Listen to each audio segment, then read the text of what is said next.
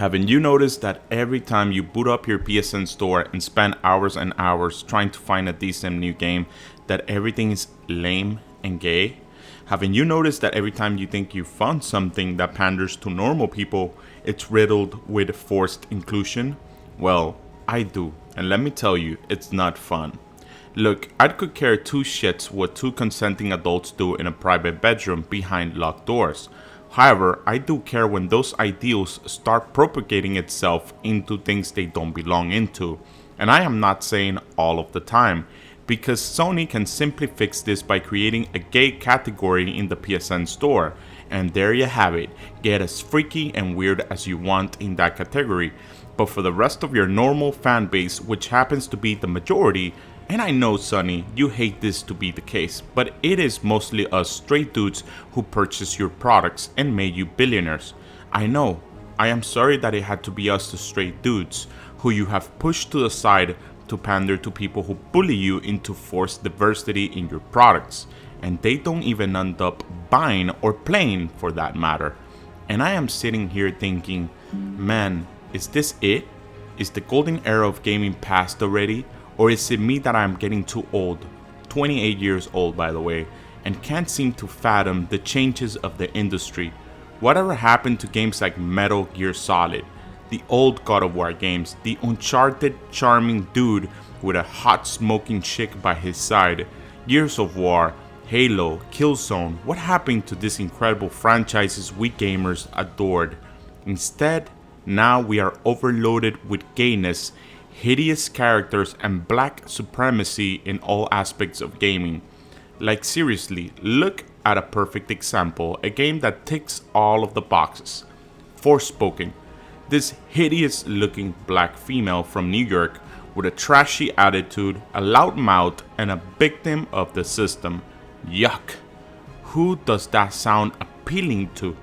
In contrast to that, let's talk about the honorable, legendary Master Chief, who would put his life on the line in order to save the planet, who would sacrifice anything to save a squad member, and would lead to battle even if the numbers were not in his favor, and somehow managed to motivate a whole battalion to achieve victory over his foes with courage and might.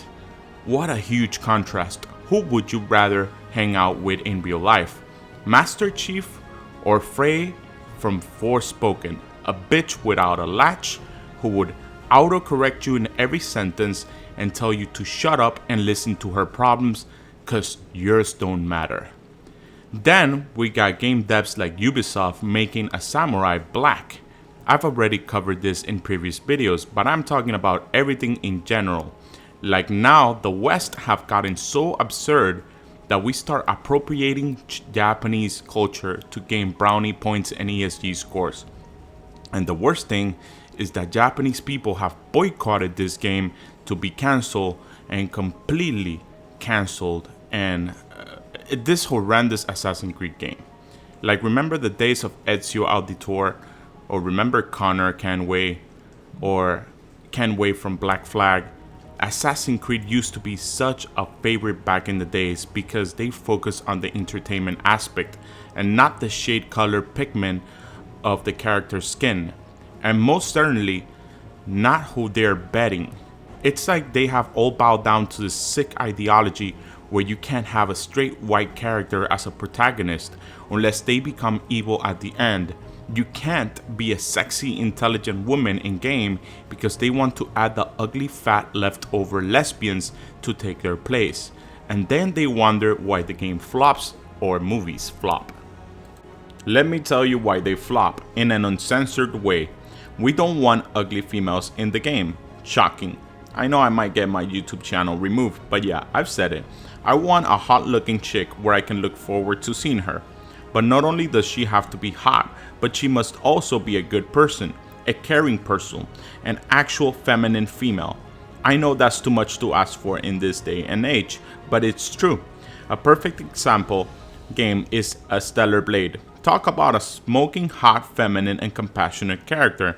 I enjoy my time playing as her because she cared about people. She didn't tell people to shut up or to respect her because she's a female minority group. No, She earned their respect by helping them with quests, literally saving the world and being a decent person. Also, it helps that the game was fun as hell.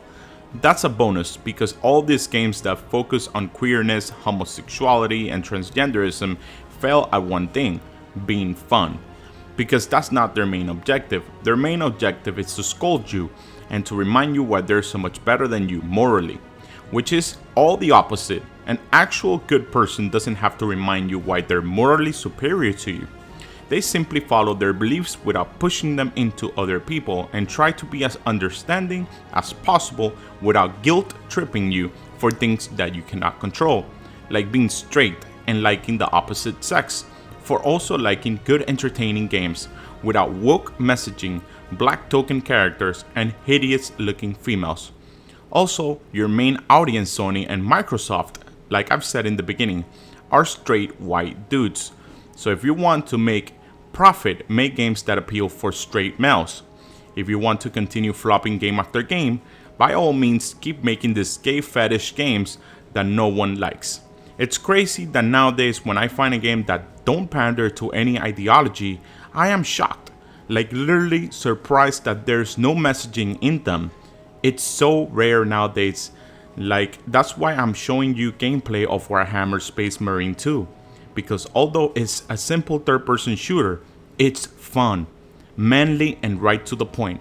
We're here with our brothers to kill some aliens. Boom, instant success. But I'm seriously sad because sometimes I have to spend hours and hours chasing a game that is fun without all the lunatic propaganda that wants to scold me for being a straight dude instead of incentivizing me for being one. Listen, I'm not saying to not make a game about furries kissing each other. It's a free country after all, and I want to keep it that way. But diversify your portfolio. For an industry that loves to use that word diversity, they are not diverse in the slightest. Like, where are the games made for straight dudes? Where are the games about Muslims who religion preaches of being gay as a sin? Or Christian Templar games who consider gayness to be an abomination? Or Hispanic games like, where's my Cuban representation in the industry? All I see are black African Americans. I am bored of that. Now I want to see Cubans and other races besides blacks. But no, they will never be that diverse. They will only be diverse to a certain crowd, blacks and gays. Everyone else are second thoughts. So who are the real racists here? Who are the real non-diverse individuals here? It's you, Sony. It's you, Microsoft. It's you, Sweet Baby Inc., Ubisoft, and all of these once entertaining media oligarchs who have lost their way with their audience. I appreciate all the real G's who fight against this and make great games for any gender to enjoy, like Warhammer with this banger of a game, Space Marine 2. Games like Red Dead Redemption, Elden Ring, and The Witcher. Notice how I'm mentioning older games here, because that was the true golden era of gaming, and this is the new gay era of modern gaming. Anyways, thank you guys. Please support channels like this who speak the truth. Even though we are at odds with the industry, I will always be a voice of reason and truth, even as long as they don't ban this channel. Peace.